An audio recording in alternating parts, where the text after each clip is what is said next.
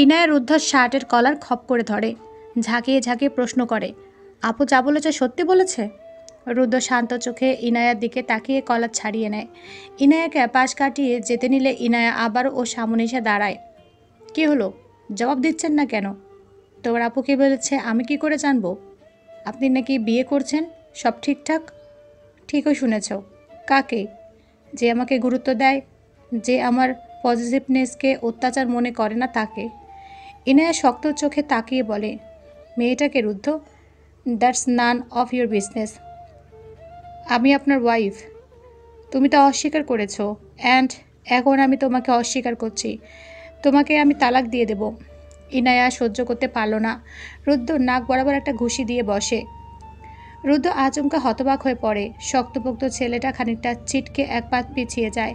আরও বেশি অবাক হয় যখন দেখে নাক থেকে 2 ফোঁটা রক্ত পড়েছে। ইনায়া হাত ঝাড়া দিয়ে চিবিয়ে চিবিয়ে বলে, এবার নাক ফাটা নিয়ে আরেকটা বিয়ে কর হারামজাদা।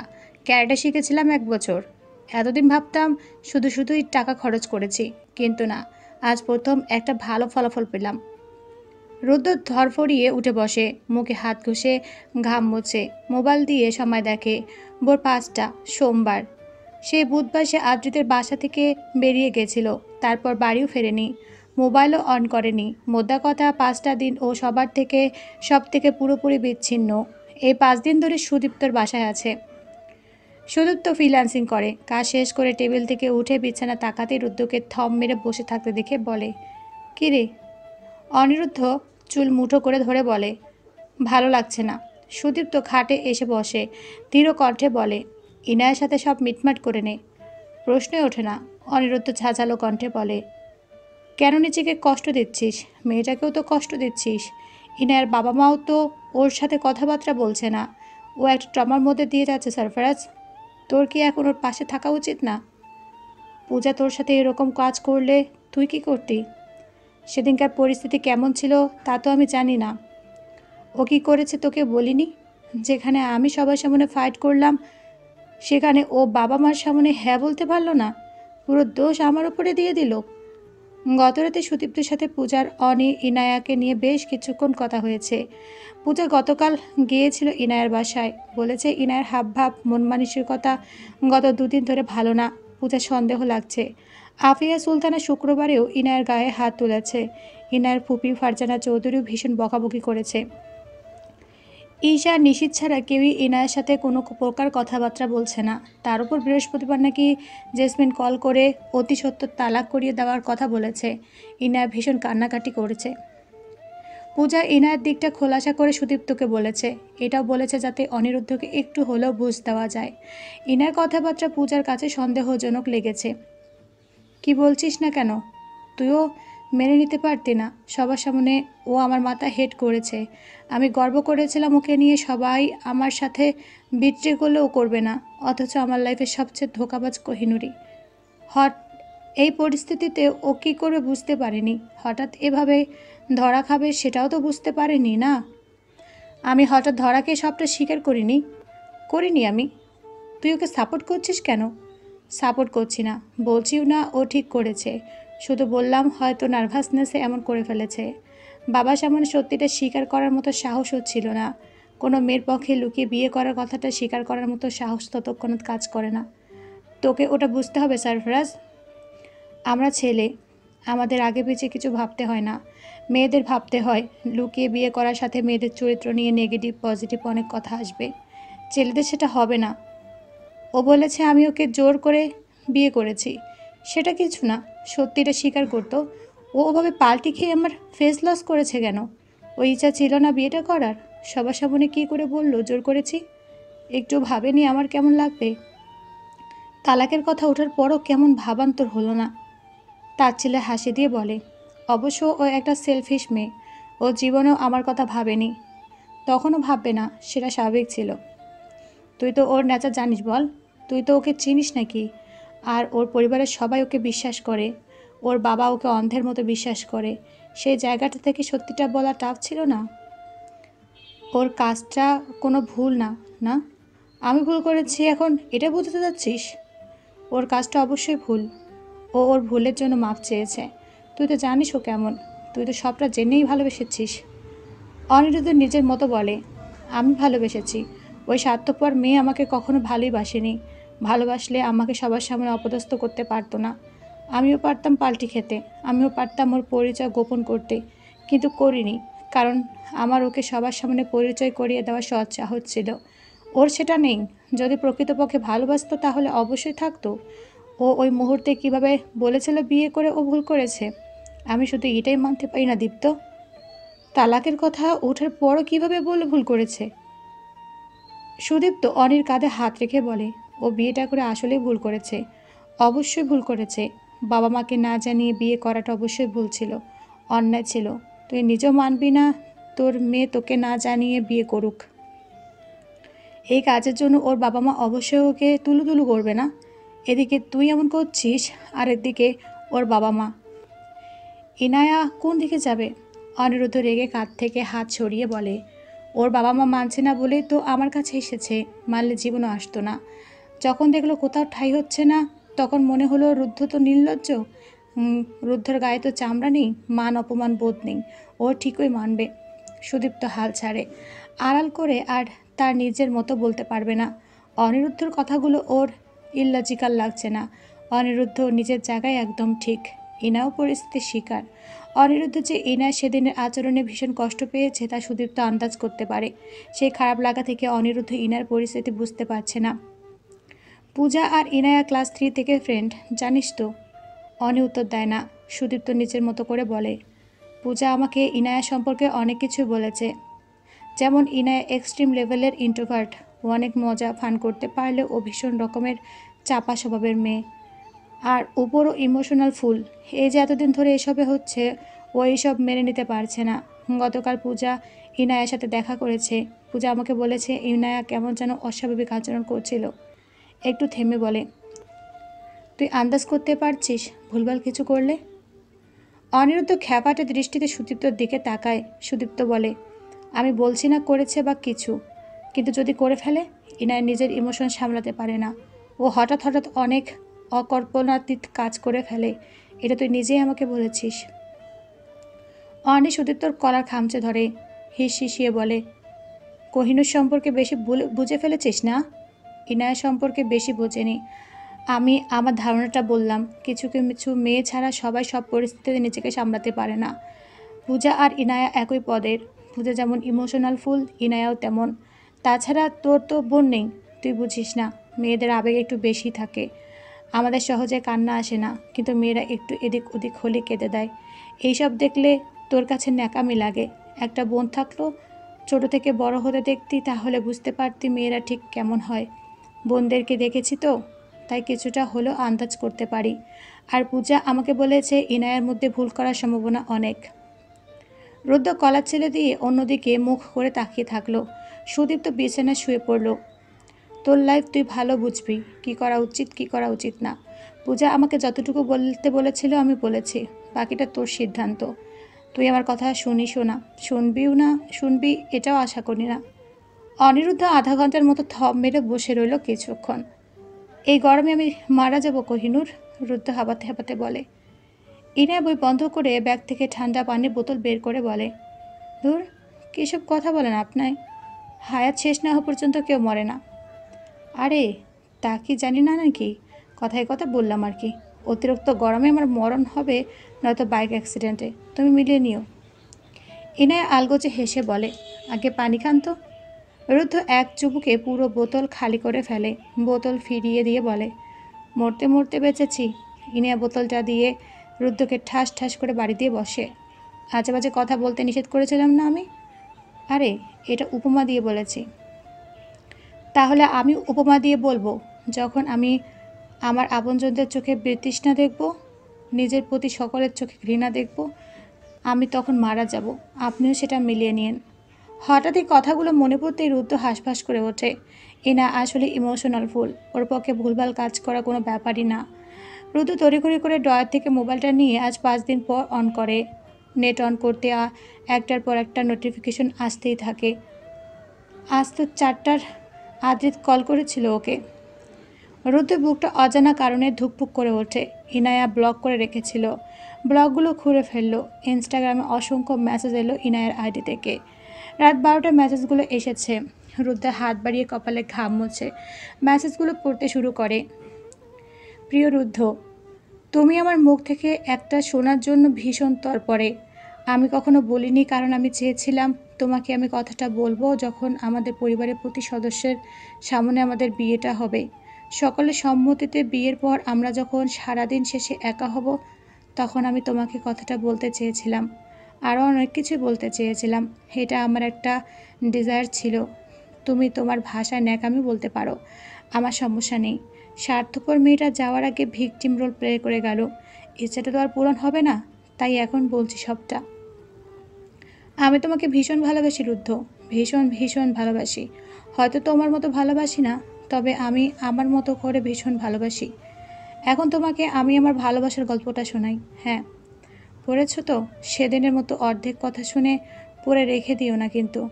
স্বার্থপর সুবিধাবাদী মেয়েটার এইটুকু ন্যাকামি, একটু ভণ্ডামি আর কিছুক্ষণ সহ্য করো। আমি আপ্রাণ চেষ্টা করব যাতে তোমাকে আর সহ্য করতে না হয়। তো শুরু করছি গল্পটা। তোমাকে আমি প্রথম দেখেছিলাম লাইব্রেরিতে। আমার ক্লাস শুরু হওয়ার বোধ হয় 4-5 দিন পর। সুদীপ্ত ভাইয়ের সাথে মারপিট করছিলে। তখনই আমি তোমার উপর ক্রাশ খেয়েছিলাম। সিনিয়র ভাই পরে জানতে পারলে র্যাকট্যাক দিলে কি করতাম, তাই কাউকে বলিনি। অতটা পাত্তা দিতাম না। প্রায় ক্যান্টিনে দেখতাম, চোরা চোখে তোমার দিকে তাকাতাম। কোকড়া চুলের সিনিয়রকে ভীষণ ভালো লাগতো দেখতে। তারপর একদিন পার্কিংয়ে তোমাকে দেখলাম রাফিদের হাতে মার খেতে। সেদিন বাঁচিয়েছিলাম, মনে আছে? তারপর তুমি হুটহাঁটা আমার সামনে পড়তে। কাকতালীয় নাকি এমনি সেটা জানি না, তবে তোমার প্রতি অনুভূতিগুলো ধীরে ধীরে বদলাতে থাকলো। লাইব্রেরিতে প্রপোজ করলে। তুমি ছিলে ভীষণ কেয়ারিং, সাপোর্টিভ। না করার কোনো কারণই নেই, অ্যাকসেপ্ট করে ফেললাম। তারপরে একটা ঘটনার পর বিয়ে হলো, লুকিয়ে। বিয়েটা করার পর হঠাৎই তুমি বদলে গেলে। তোমার আচরণগুলো টক্সিক হয়ে উঠেছিল। কেবল যেন একটা দখলদারি করা, অতিরিক্ত অধিকার চর্চা করা। মানিয়ে নিতেই পারছিলাম না, বিরক্ত হচ্ছিলাম ভীষণ। তোমাকে একটা কথা বলিনি। রাপিত মাঝে মধ্যেই উল্টাপাল্টা কথা বলতো, না চাইতেও ওর আজে বাজে কথাগুলো মাথায় ঘুরতো। তা মনকে বুঝ দিতাম পারতাম না। নিশীথকে মারার পর সত্যি খারাপ ব্যবহার করেছিলাম। আমি সত্যি ভীষণ স্বার্থপর।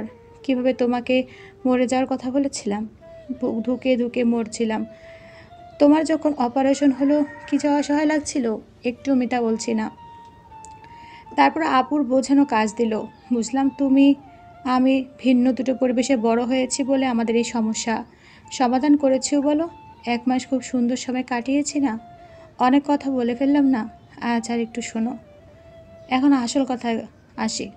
সেদিন বাসার সালিশ বসলো না, তার আগের দিন আব্বুর পরিচিত এক লোক আমাকে তোমার সাথে দেখে আব্বুকে কল করে বলেছিল। কি বলেছে আমি শুনিনি, হয়তো এভাবে বলেছে, আপনার ছোট মেয়েকে দেখলাম আরেকজনের হাত ধরে ঘুরতে। কিন্তু আব্বু আমাকে অনেক বিশ্বাস করে বলেছিল আমার মেয়ে এমন করতেই পারে না। সেই লোকের কথা না শুনলেও আব্বুর কথা শুনলাম। মানসিকভাবে ভেঙে পড়েছিলাম। পরের দিনে এত কিছু হলো। তুমি তো দেখেছিলে আব্বুর অবস্থা, তাই না? আম্মুর অবস্থা দেখনি? আমার ভয়, আমার অসহায়ত্ব, বাবা মায়ের বিশ্বাস ভঙ্গ করা আমিটাকে কারো চোখেই পড়েনি। এবার নিজের হয়ে একটু সাফাই গাই। আমি বিয়ের কথা স্বীকার করেছিলাম। এটাও বলেছি তুমি জোর করে বিয়ে করেছো। কথাটা সত্যি, আংশিক হলো সত্যি। বিয়ে শুরুতে করতে চাইনি আমি, তুমি জোর করেছিলে না। কাজী অফিসে গিয়ে তো বলেছিলাম চলুন ফিরে যাই, আব্বু আম্মুকে না জানিয়ে বিয়ে করতে পারবো না। তুমি ইমোশনাল ব্ল্যাকমেল করনি? তুমি ভাইয়ার কাছে বলেছো আব্বু আম্মু বিষয়টা মেনে নিয়ে আমাকে যদি তালাক দিতে বলতো, তবে নাকি আমি তাই করতাম। 1.5 বছর এতটুকু চিনেছ আমাকে, কষ্টটা আমার ওখানেই। অথচ আমি সেদিন জোর গলায় বলেছিলাম বিয়েটা করে ভুল করলো, আমি অনিরুদ্ধকে ভালোবাসি, আমি ওকে তালাক দেব না। তুমি সেটা শোনোনি, শোনার আগে চলে গিয়েছিলে। যাই হোক, আমরা আবার পরিস্থিতির শিকার। আমি স্বার্থপর, আমি সুবিধাবাদী, ঠিক আছে। আমি চরম খারাপ, তাও ঠিক আছে। আমার মতো মেয়ের মরাই উচিত। কিন্তু আমি টাকার লোভে তোমাকে বিয়ে করিনি, তোমাকে ইউজ করিনি। এটা বলে তালাক না চাইলেও পারতে। তুমি আরেকটা সত্যি কথা বলেছিলে, স্বার্থপর মেয়েরা সহজে মরতে পারে না। বুধবার রাতে চেষ্টা করেছিলাম মরে যেতে, পারিনি। হাতে ছুরি চালানোর সময় বড্ড ভয় লাগছিল। মরতেও ভীষণ ভয় আমার। আমি ভীতু, আমি, তাই না? তবে আজ শতভাগ শিওর পারবো।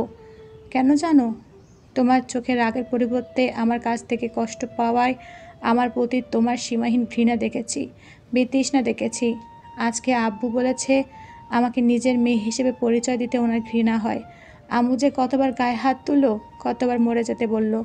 একরাশ অবজ্ঞা, ঘৃণা, আব্বু আম্মুর চোখেও ঘৃণা দেখেছি।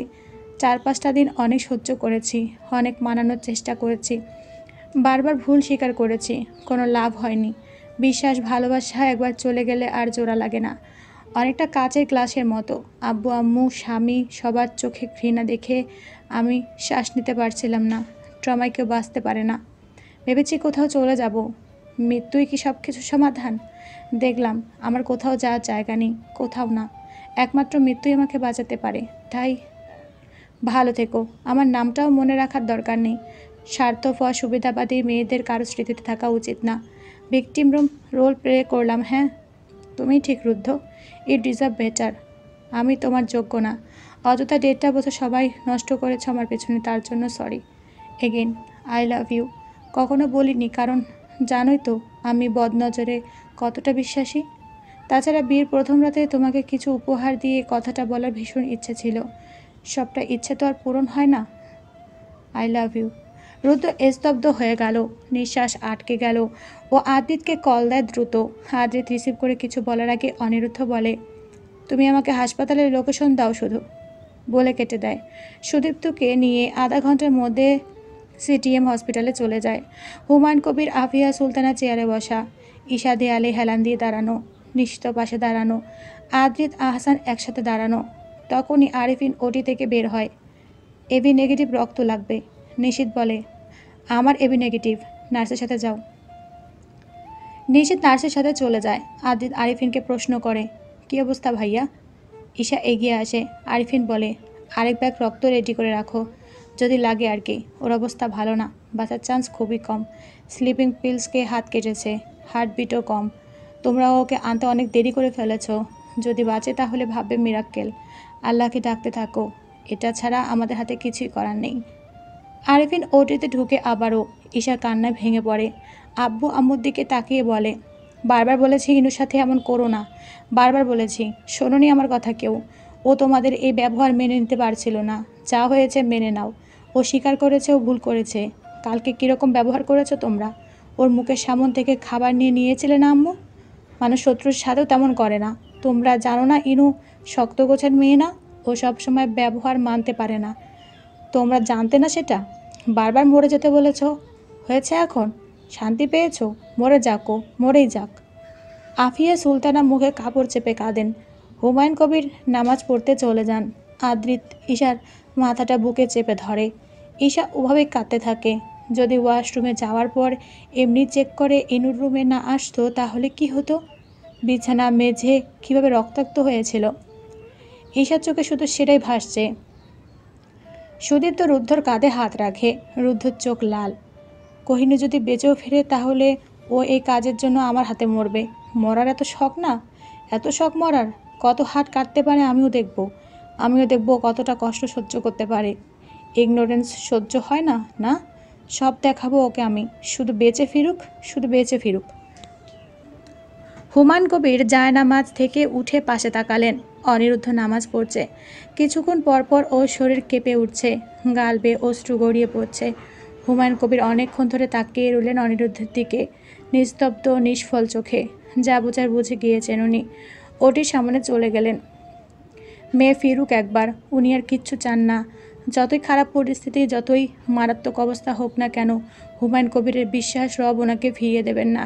সন্তানের মৃতদেহ কাঁধে ওঠানোর মতো অপরাধ, অন্যায় উনি জানা মতে করেননি।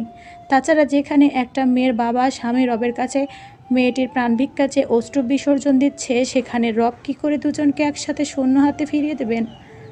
সৃষ্টিকর্তা ছাড়া মিরাক্কল ঘটনার ক্ষমতা কারণ না। কোহিনূর একবার প্রাণে বেঁচে যাক।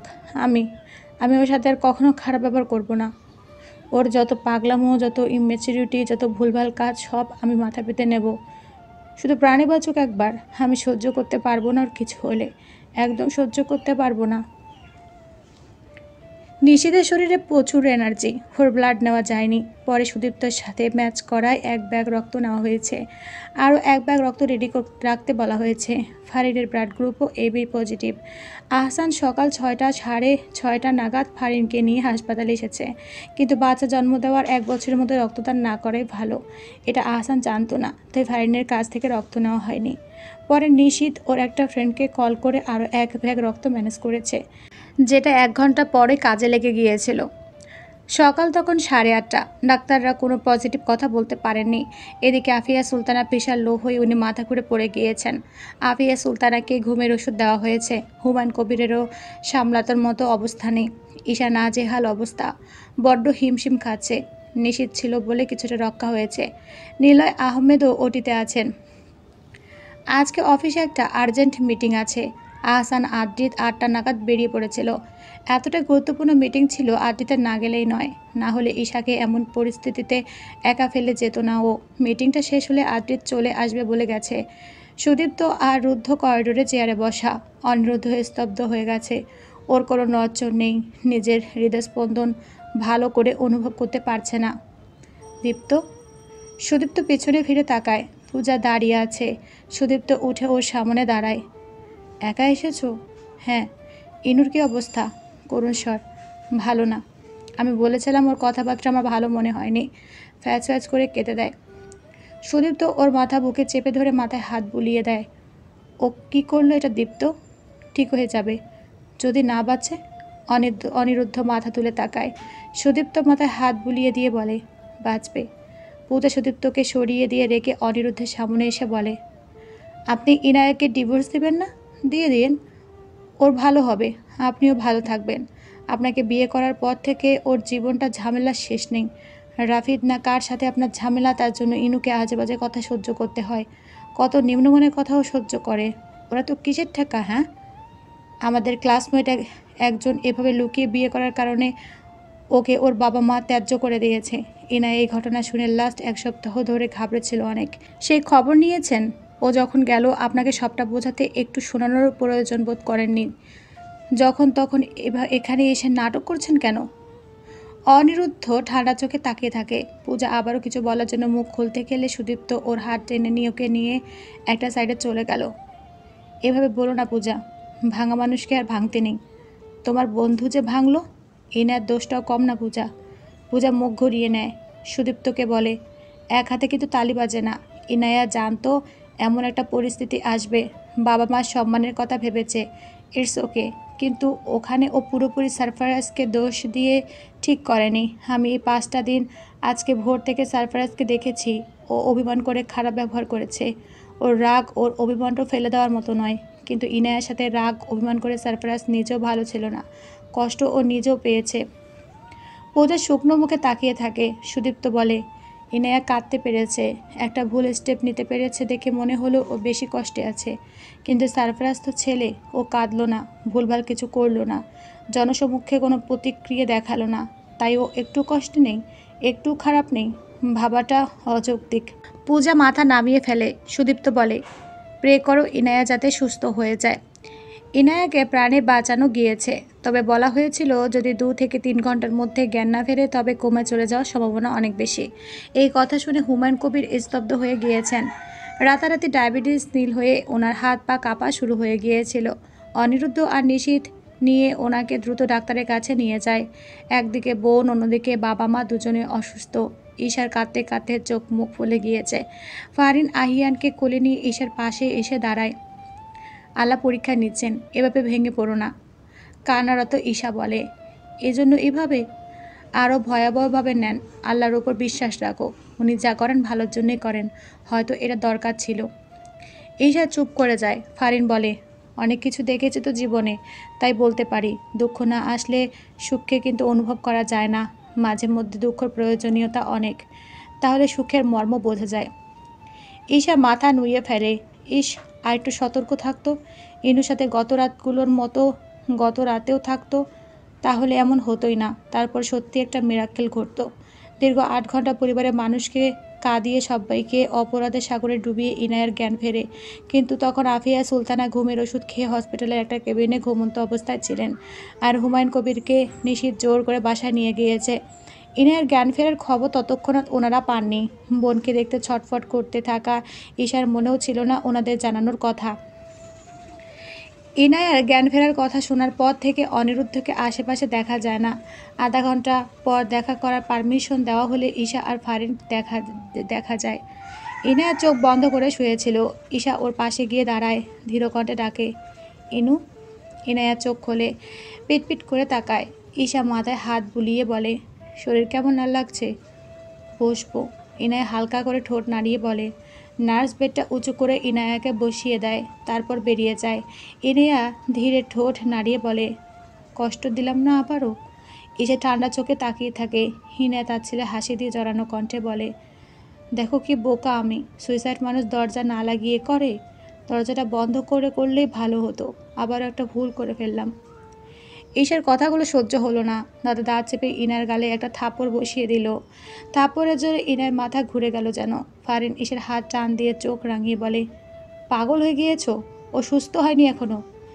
ঈশা ইনায়ের দিকে ক্ষিপ্ত দৃষ্টিতে তাকিয়ে বলে, আপনি শুনতে পাননি বেয়াদবটা কি বলেছে? ফাজলামো পেয়েছে? এত বড় অন্যায় করে আবার গালিগাজি করার সাহস পায় কিভাবে? ইনায়া মাথা নত করে ফেলে। ফারিন ইনায়ার দিকে এক পলক তাকিয়ে ঈশাকে নিয়ে দরজার কাছে আসে, বলে, রাগারাগি করো না।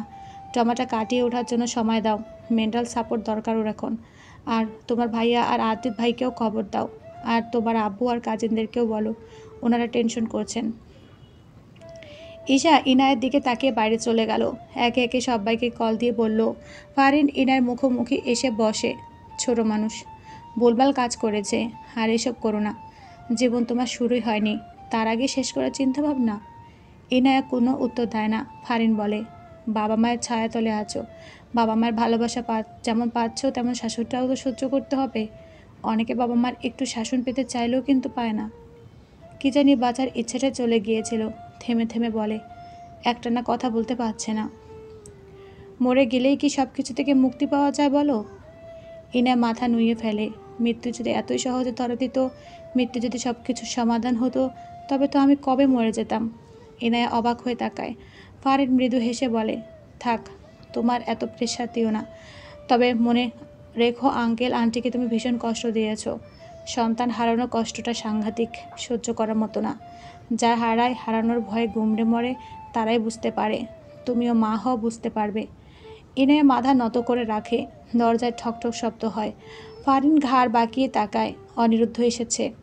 ফারিন অনিরুদ্ধকে দেখে বেরিয়ে যায়। অনিরুদ্ধ কেবিনের ভেতর ঢুকে দরজা লক করে দেয়। চেয়ারে টান দিয়ে এনে ওটায় বসে শক্ত চোখে ইনায়ার দিকে তাকিয়ে থাকে। ইনায়া চোখ মেলাতে গিয়েও ব্যর্থ হয়। এদিকে অনিরুদ্ধ এক দৃষ্টিতে তাকিয়ে থাকে। বুকে হাত গুজে পায়ের ওপর পা তুলে বসে। চোখ দুটো লাল, মুখটা ফ্যাকাশে, অথচ চোয়াল ঠিকই শক্ত। একটা রাগী আনন। ইনার গায়ে কাটা দিয়ে উঠেছে, হাঁসফাঁস লাগছে। মিনিট পাঁচেক অনিরুদ্ধ ওভাবে তাকিয়ে রইল। ইনে মাথা তুলে তাকাতেই অনিরুদ্ধ পকেট থেকে এক পাতা ওষুধ বের করে ইনার কোলে ছুঁড়ে মারে। ইনা এক হাতে ব্যান্ডেজ, অন্য হাতে স্যালাইন চলছে। অনিরুদ্ধ পানি বোতল এগিয়ে দিয়ে বলে, খাও। ইনা অবাক হয়ে ওষুধগুলোর দিকে তাকিয়ে আছে। মোট 10টা ওষুধ। কিসের ওষুধ? দুবারে ভেঙে ভেঙে বলে, ঘুমের ওষুধ, হাই পাওয়ারের। 10টাই এনাফ। খেলে আর বাঁচার সম্ভাবনা নেই। তুমি সেগুলো খেয়েছিলে, ওগুলো পাওয়ার বেশি ছিল না, কিন্তু এগুলো পাওয়ার বেশি। ইনা অনিরুদ্ধের দিকে তাকিয়ে বলে, আমাকে মারার এত তারা? হ্যাঁ, তুমি বললে আমি আরেকটা বিয়ে করব। ইনায়া চুপচাপ হয়ে যায়। জেসমিন বলেছিল তালাকটা দ্রুত সম্পূর্ণ করে অনিরুদ্ধকে নিজের পছন্দের বিয়ে করাবে। ইনায়া ঢোক গেলে, গলা জ্বলছে। চোখ বন্ধ করে একটা শ্বাস নিয়ে বলে, তালাক দিয়ে দাও, আজকেই দিয়ে দাও। ভেবেছি মরে সবাইকে মুক্তি দিয়ে দেব।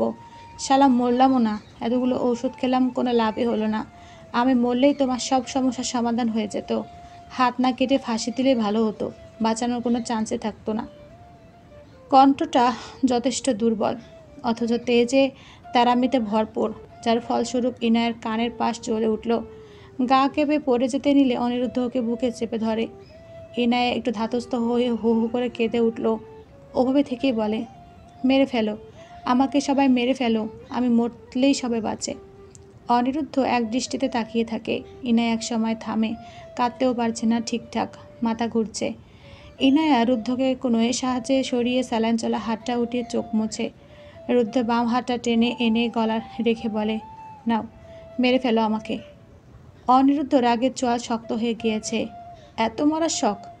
ইনায়া উত্তর দেয় না। দুর্বল লাগছে, মনে হচ্ছে মাথা ঘুরে পড়ে যাবে। এত মরার শখ যখন সত্যি মেরে ফেলি। চোয়াল শক্ত করে ধরে বলে, ফেলো। দুর্বল কণ্ঠে বলে, একটু ভয় লাগছে না, তাই না? যে একবার মরার স্টেপ নিতে পারে তার কিসের ভয়? আমার বাঁচা মরার আর কোনো ভয় নেই। হিসিয়ে বলে, খুব ম্যাচিউরিটি দেখানো হচ্ছে না? খুব বড় হয়ে গিয়েছো, এত বড় অন্যায় করে এবার মুখ জ্বালানো হচ্ছে? হ্যাঁ হচ্ছে। কি ভেবেছো তুমি? তুমি মরে যাবে আর আমি কেঁদে মরবো না? আমি পাগল হয়ে যাব তোমার শোকে। কেঁদেছো তো, আর পাগলও তো হয়ে গিয়েছিলে। মুখ তো এখনও ফ্যাকাশে। তুমি আসলে স্বার্থপর কোহিনূর, আসলে স্বার্থপর। তুমি কখনোই আমাকে বুঝতে পারোনি, কখনোই না, কখনোই না। আমার কথার কোনো মিনিং বুঝতে পারো না। কখন কেন কি বলি কিছুই বোঝো না। আক্ষেপ কোনটা, রাগ কোনটা, ঘৃণা কোনটা, কিচ্ছু না, কিচ্ছু না। এতদিন দেখার পরও কোনটা রাগ, কোনটা অভিমান, কোনটা ঘৃণা আজও বুঝলা না। রুদ্র কেবিন থেকে বেরিয়ে গেল। যাওয়ার আগে অবশ্য বলল, ভেবেছিলে এইসব করলে সব ভুলে যাব? নাটক করেছো, ভেবেছেও রুদ্ধ সব ভুলে যাবে। রুদ্ধ তো পাগল, গাধা, ছাগল। নাটক মারালো হচ্ছে নাটক। অভিনেত্রী হবে? অভিনেত্রী হব আমি। নাটক কত প্রকার, কী কী আমি যদি না শিখিয়েছি